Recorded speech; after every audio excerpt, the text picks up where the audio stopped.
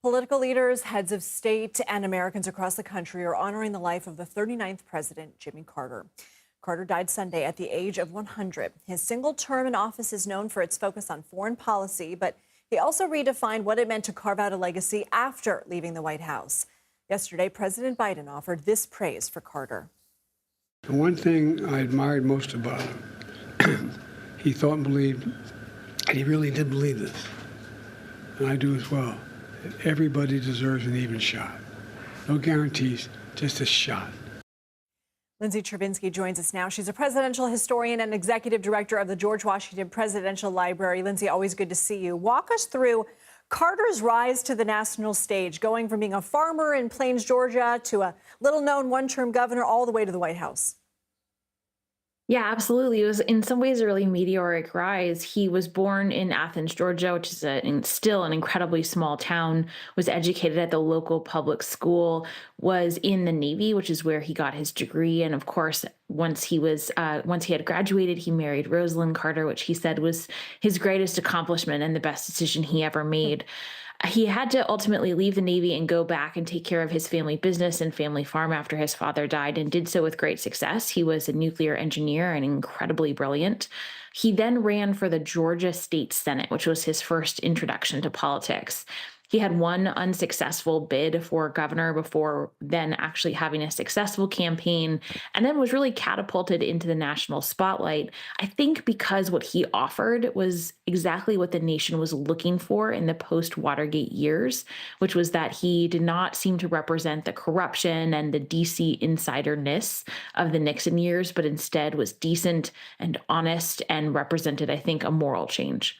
We'll talk about his legacy after the White House in a second, but what do you see as some of the defining moments of his 4 years in office? Well, there are pros and cons like every administration. I think in the pros column, he was an outspoken advocate for civil rights, women's rights, human rights around the globe and at home. He had a very impressive environmental record, which was really ahead of his time. He was the first president to have solar panels on top of the White House.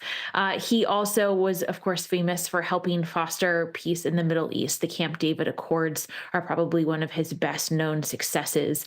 And he did so by literally not letting people leave Camp David for 13 days. He basically commandeered all of the limousines so they couldn't find a way out.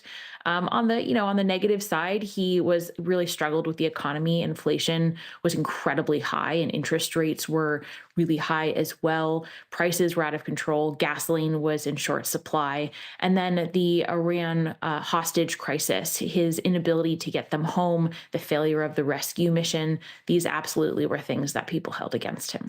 What about his legacy after he left the White House? How did he define that period?